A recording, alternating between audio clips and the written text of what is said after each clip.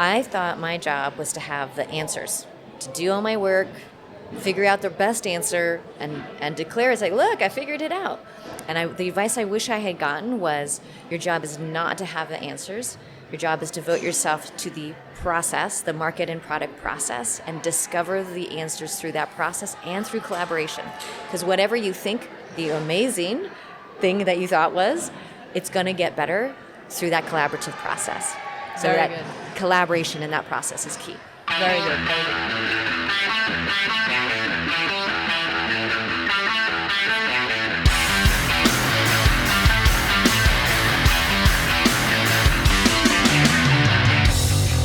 Antes de a gente começar esse episódio, eu queria dar uma palavrinha sobre o nosso patrocinador oficial dessa temporada. Sabe quando você tem que assinar um documento e é uma burocracia danada e super difícil conseguir a assinatura de todo mundo? Ainda mais se você tiver que fazer no papel e caneta. É fogo.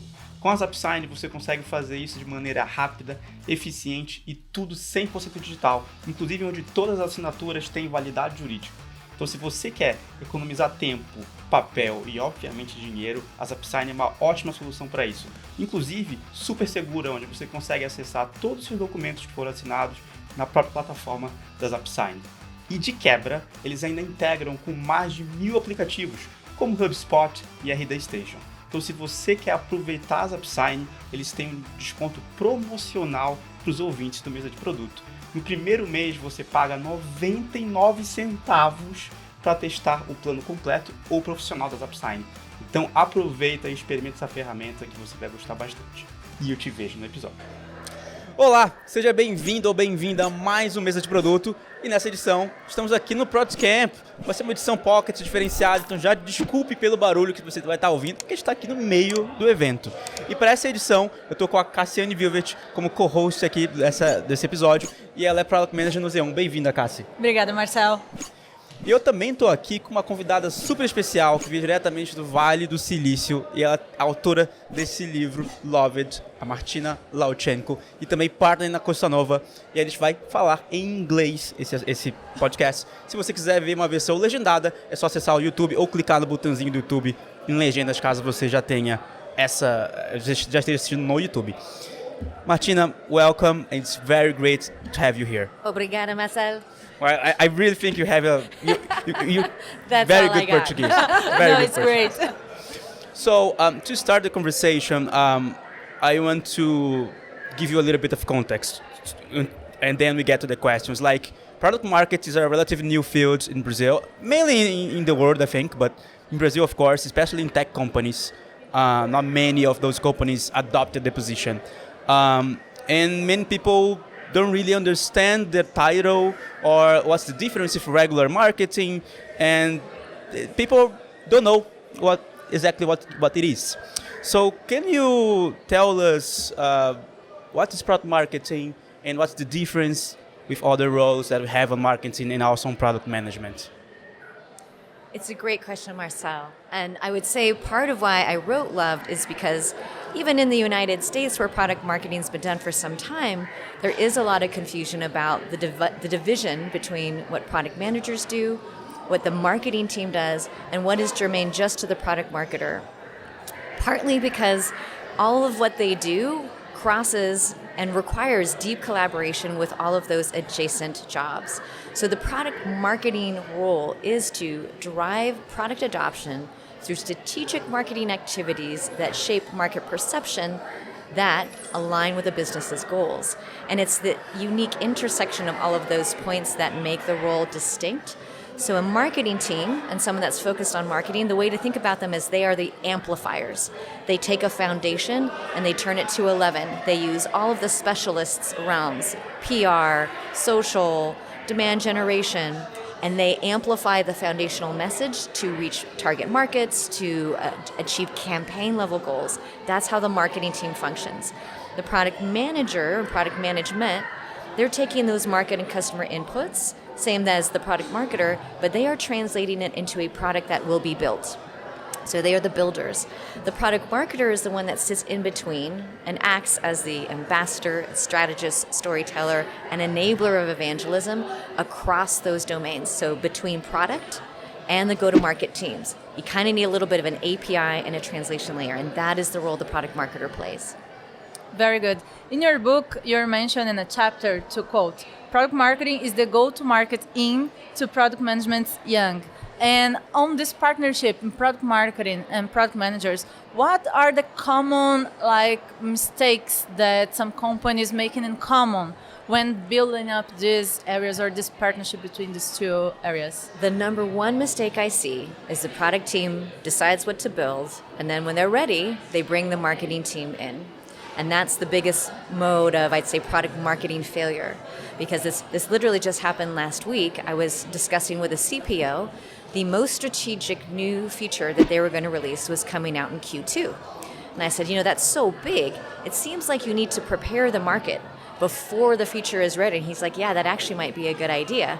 And as we discussed it, that work needed to begin in Q1. So a whole 6 months ahead of when the feature is actually going to be ready.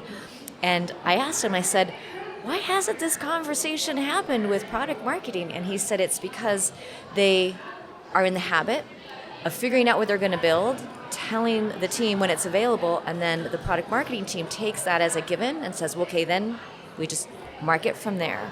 So that's the biggest failure mode. It really should be a dialogue when everyone understands the business's strategy and said, okay, for us to achieve what you want with that feature, we actually need to begin the marketing maybe far in advance, or it might be simultaneous, but it should be a dialogue. It shouldn't be when it's done and ready, and then it's too late to do anything. And I think it's really interesting your point because,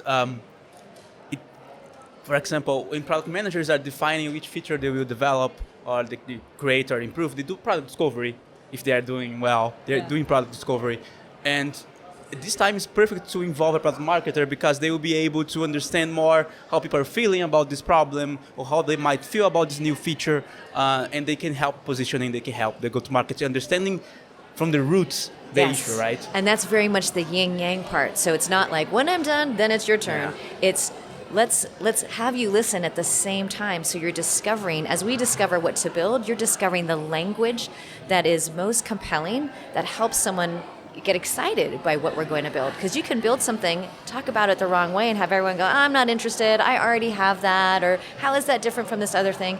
And you can build something great and cause immense confusion. So bringing product marketing in as you are doing the discovery work, so everyone understands how might we position this as it goes out into market and what language we use, that will only make both teams much more effective.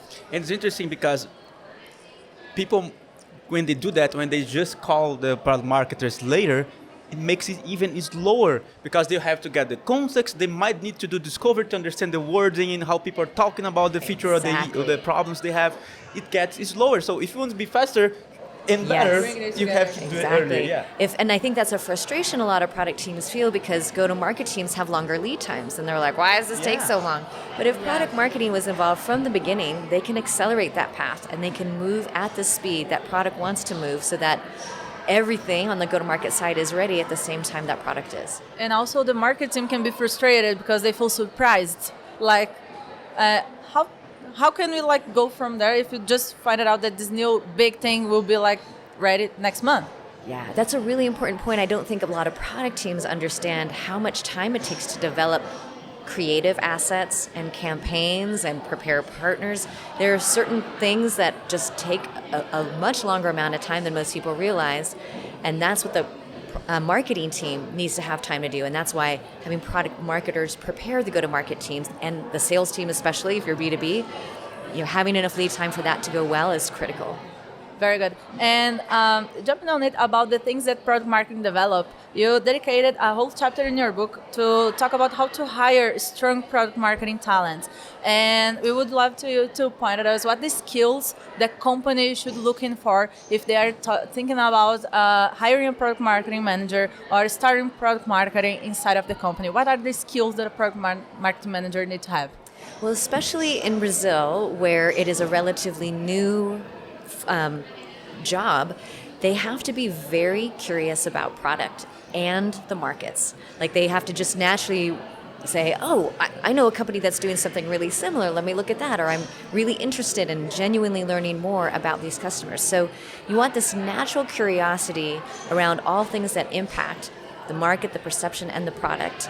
That's the biggest thing that distinguishes a good product marketer as you're hiring from someone that might be just a good pure marketer who is really good at creating campaigns, leveraging all of those channels. That curiosity around figuring out root cause and figuring out the puzzle, that's the uniquely product marketer job. And so that's what you're looking for, that capacity. In when doing an interview process, let's think about, let's put ourselves in the interviewer's shoes. He will be interviewing someone.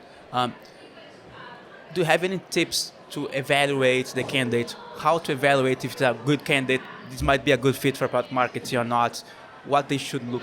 Yes. So I actually have a section in my book and a blog post about the one question I ask everyone in marketing, both product marketing, regular marketing, that I've ever interviewed. And it's a case question where I ask them, depending on the situation, what's a product that you think is well marketed?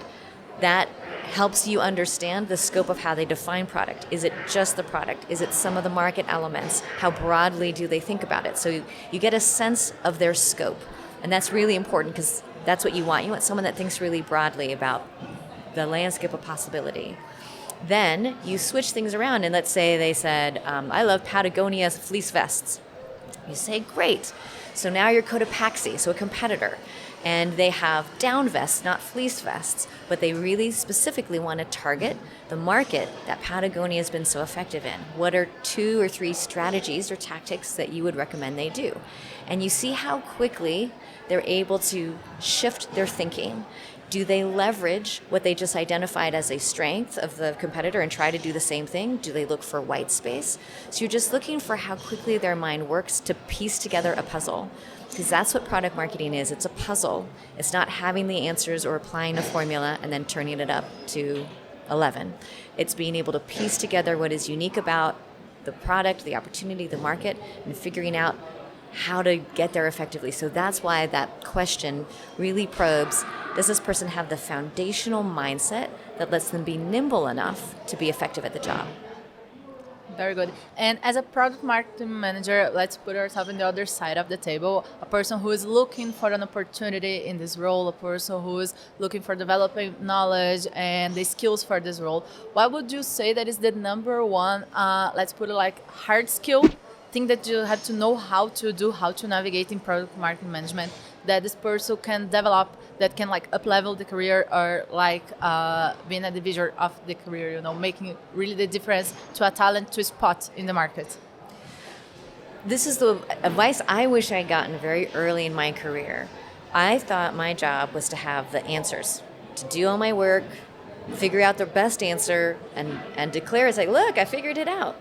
And the advice I wish I had gotten was, your job is not to have the answers. Your job is to devote yourself to the process, the market and product process, and discover the answers through that process and through collaboration. Because whatever you think the amazing thing that you thought was, it's going to get better through that collaborative process. So Very that good. collaboration in that process is key. Very good, very good. I have a question that is more about how you started your career. Like you just told us about an advice that you would like to receive it early. And I think that can be very inspiring for people that are hearing, watching us. If you told how you get in product marketing, how do you started your career? I was very lucky. I started my career at Microsoft as a product manager, and that's where I got exposed to. They have very well-defined paths for product management and product marketing.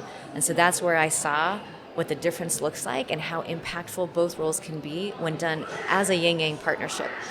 And so I'd say I just got super lucky being at a company that knows how to practice it in a best-in-class way.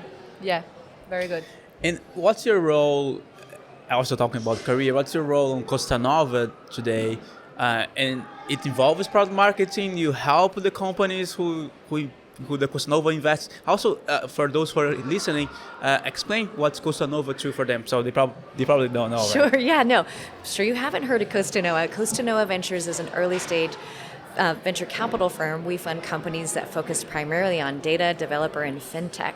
And early stage for us is founders. with an idea. So very, very early. So my role, I work on a team called the Builder Ops team, and we help builders build. And so I function as the roving CMO, head of product marketing for all of our early stage companies. So I'm the person that they use as the thought partner to do all interesting. this real-time development. And yeah, so they get access to me Very and this nice. through this process. And there's other roles, other people in Costa Nova Yes, doing yeah. like people who helps in a person who helps in product management, helps in software development. Great question. Yeah, so we have a partner that's focused on sales and a partner that's focused on people and talent, and I'm the one that focuses on product and marketing. Okay, Very cool. nice. And now that you mentioned like the companies that you're working on Costa Nova, could you give us your point of view about if there is a difference in product marketing job and role from B2B companies to B2C companies? Because here in Brazil we saw a lot of product marketing and product marketing managers existing in B2B companies because you have sales enablement, marketing enablement, customer success enablement, and in B2C companies the structures is a bit of difference. So what's the difference for you on product marketing B2B and B2C? You kind of identified the really obvious things, which is on the B2B side, a product marketer, their primary channel for evangelism is sales. And so they really do a lot on the sales enablement side. And on the B2C side, a lot more is around what is the go-to-market strategy. So it is very adjacent to how a lot of people do growth teams.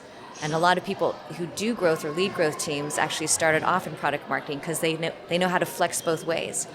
And so it's closer to figuring out, okay, what is it that gets this market engaged? How do we find our next markets? And what are the best paths to growth there? So it's a little more strategy oriented as opposed to that a huge enablement focus on the B2B side. Great. Well, I have one question because a lot of companies doesn't have a product marketer. And what happens is the product manager has to do all the product manager stuff in a little bit of product marketing. Not a little bit, like a lot. Most of it, yes. But but the time he has is a little Right.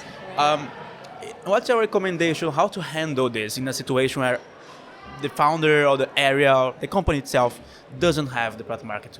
How they can, instead of course hiring one, how they can handle the situation before hiring one? Yeah. Well, part of why I wrote the book was I wrote it, so you don't have to have someone with the title actually doing the work.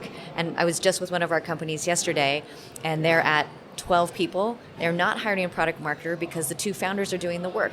That's totally reasonable. They are the ones that have all the frontline engagement with the customers. They have the product vision. They know how to talk about it. So they embody the skill sets that need to be applied. And the 4 fundamentals that I identify, it doesn't matter who's the one practicing them. It can be a group. It doesn't just have to be one person, but it's the ambassador that's connecting the customer and market insights. It's the strategist that's directing the go-to-market, especially for an early stage startup. That's usually the founders or the CEO. The storytelling, which is it's shaping the perception of the product. Early stage where you're just figuring so much out, it's really the founders that are doing a lot of that work. And then evangelism, where are the pockets of people that might, or groups that might, like meetups, you were talking about that can talk about the value that our product might provide. When you're early, you don't know the answers to any of this. And so you have to try a lot of things, process all of those inputs. And so it's usually a team of people that are doing all that frontline work that collaborate towards a lot of the product marketing answers. So for teams that don't yet have that role, that's what I recommend, which is you're gonna have a small team that are going to collaborate to fill that gap because the work must be done, and it doesn't have to only fall on the product manager. They can enlist somebody in sales to help, somebody in marketing to help that can lean in that direction. Say, hey, we got to be the tag team to make sure a really good foundation of product marketing is in place. When people start to see the difference that work makes, then it makes it easier to envision what would a product marketer, if we hire one, actually do. Cool. You talked about the early stage companies and the founders. They are who usually do that because they understand the market, they understand the problem, right? They're the founders. I hope they understand. But I hope so. mainly they do understand. But when's the time for the founder to hire the product marketing or to start like delegating to someone and start to focus on other things? When's the right time? You stole my question. Oh, sorry. We are connected. I would just compliment Marcel. What are the signs that the company gives or the things that happen in the company that analyze that it's time to have a person in charge of this? So since there isn't like this is the formula, it is when things are breaking. So if the founders or the CEO are doing this job and they can't do their CEO job, it's breaking. It's time to bring in someone that actually owns it and can drive it forward. Or on the product management team, we're breaking under the load of this. We can't keep moving in that direction. That's the time. So I would say you have to know how to get a lot out of the role to hire it in advance of things breaking. So if you don't know, wait till you're feeling that pressure, and that's the time. And what's exactly breaking for product management? It's like, oh, we release a lot of features and nobody's using, the adoption is not good. Yes, I'd say any of those signals. Product is not being well adopted, it's not well understood in the marketplace, there's confusion, everything's going more slowly than you want.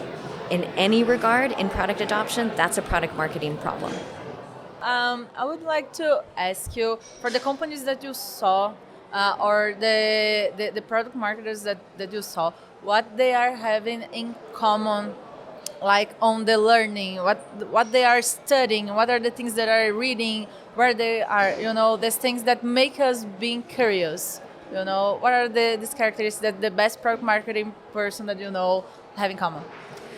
I'd say the best product marketers, what they have in common is they read really broadly. It's not like, oh, I just read about the discipline of product marketing. You read about product, you read about successful companies, because you're essentially trying to align this product and go-to-market apparatus against where the company is trying to grow. And so any growth stories of any kind at any stage, and really understanding company strategy, not just product strategy. Those are the things that really distinguish the product marketers who are pretty good at marketing a product and those that elevate above and are able to align the function with where the business is trying to go. That's what really distinguishes the best-in-class product marketers. And have you ever seen, at least in Brazil, I think I saw one company doing that, which is RD Station, but I never saw the one. It's like having a good, when I say good, it's like in the amount of people, a structure of product marketing, like a head of product marketing, and then a senior product marketing manager, then a product marketing analyst. It's like a real area. They really made it a discipline. Yes, there's a lot of companies doing that in the US. Do you think that's something that's going to happen around the world, or you don't see many people? How is the situation as you see the context globally? I definitely see the more mature the tech company, the more you see that infrastructure, and it can get quite large. Like you'll have a VP of product marketing or a senior VP of product marketing for a super large company. Usually how large, how big, like in play? So we'll take Google as an example. They have a senior VP that basically is the overlay across all of the product marketing functions in all the different divisions. Now it shifts over time what that looks like. Sometimes you have people that stay focused and organizing it inside of a business unit. Sometimes it is an overlay function when it's trying to move the company more strategically towards something. And that is an important thing at later stages, that it's a dynamic function that serves what the business most needs out of it. For companies that are more at that growth stage, that are still figuring a lot of stuff out, that's where you will have product marketing most typically inside the marketing department, where they serve this function between the go-to-market side and the product side. Oftentimes, when it's been spun up as a new discipline in a newer company, I actually recommend there that it stay close to product. Yeah. Because if it's over in marketing, it's like, oh, it's marketing. And the product team doesn't invest in much in making it successful. So you want to keep it really close to product, because that's their difference between that and the rest of the marketing team. And then you want them to move toward how do we leverage the rest of the marketing team. But when you say close to product, it's like, who is this product marketer reports to who? They the can CPO, report. to It can be either the CPO, if they know how to get it's whichever function and whichever leader knows how to get the value out of the function, and that can be the CMO or the CPO. I wouldn't be precious about it. You just need to know that whoever is leading it needs to know how to get good results out of the function. Great. And talking about the role of the product marketer, what do you think that is the recommended background for a person that wants to work with product marketing? Would it be product? Would it be marketing? I mean, you have to have a major in marketing or no? Like, what are the background areas that you think that form great product marketing managers? So it's interesting. I had this conversation with a EVP at Adobe, and she hires people that have consumer packaged good backgrounds and people that have strategy backgrounds in consulting because they're used to synthesizing a lot of data and information and driving it toward a business. She talks about how you can teach the technology part, but it's really important for someone to have that more strategic business-oriented mindset. And consumer packaged good product management and product marketing is very much oriented around that. Everything is a commodity good. How do you differentiate it in the market, and how do you grow the business based on what you're able to do in market? So that's why that tends to be a really interesting place to find people. Very good. I have another one for this one that is about metrics. You talk about adoption, being adoption and driving metric to product marketing. And what would be the other metrics that product marketing managers are always on top? Such a great question, and always a challenge because it's rare that product marketing is the sole owner of a metric that indicates they are succeeding. So sales hitting their number is an indicator that product marketing is enablement succeeds, but they don't do that alone. Funnel metrics that basically increase conversion rates. So typically the product marketing has the most impact middle of funnel to bottom of funnel, or bottom of funnel out the other end. That's a metric that they can be focused on. Analyst recommendations, where it's like we are the number one in our category, or they have evidence that the positioning of the company is working and having market impact. Those are all the metrics and indicators that product marketing is having an impact. Did you ever saw product marketers working with internal tools or something more technical? Did you ever saw this situation? I rarely do in that instance. Most product marketing tends to be much more externally market focused. In those internal tool situations, and I have seen it where like you'll have 800 people working on internal tools in large organizations, there it really falls to the product management team because no one's willing to resource it because it's an internal tool, and that's where I really encourage internal product managers to put that. You have to think of your internal audience as a market, which means you want to have evangelists internally. You need to think about the timing in which it goes out there. But yeah, I work at some companies that had this issue, and how they solved it is they got one product marketer that was good and say, hey, help us a little bit here. It's not going to be your main function, but every time we need some help with internal tools because there's a lot of people using it, so we need to tell about new features, we need to train them, we need to make a go-to market for this new feature, so they started using it. Help us a little bit, and they would help, but it wasn't their main job, so it took a while for them to help. It's kind of hard, but I understand your point. Yeah. And I think that's a failure mode I see often is you have too lean a product marketing resource for what you're asking of it. And so that person or those couple of people are spread peanut butter thin against a whole lot of product or a whole lot of tools. And so then the function fails in its ability to perform its job. So my recommendation in those instances is decide what they're not going to do and have them focus on what is most strategic and have that succeed wildly and have some stuff that other people just have to pick up. It's not pretty, but it will be much more effective than taking those resources and spreading them too thin. I wish I had received this advice earlier in my career, Decide what not to take care of, not everything is a request to product marketing to save. Product marketing, this is another failure mode, product marketing is not a service function. And the moment it is seen as a service function, it is not achieving its intended outcome. And that is truly a failure mode. Everybody stop what's happening and say we need to revisit what we want out of this and then make sure we design it to succeed based on what we want. And besides internal tools, that is a type of product that Marcel mentioned, do you see that product marketing can deliver the value to products that doesn't have a user interface, that are like products to the developers? Products that are only code, companies that nowadays create products that are very technical, but they have users, that the audience is the developers? Absolutely. And how do you message to which part of the world? I'd say with highly technical products and developer audiences, the product marketing function really acts as the strategist. Where do we need to be? How much is event-based versus developer relations-based or evangelism-based? What's the thought leadership? They might be doing less of the actual asset creation. It might be developers who are actually doing that. But they are the ones that are driving the strategy. How much of this are we driving through an open source community versus doing through digital? It does seem a little bit more closer, it seems closer to the marketing generalist, but what anchors it in product is developer products tend to be very, very product forward.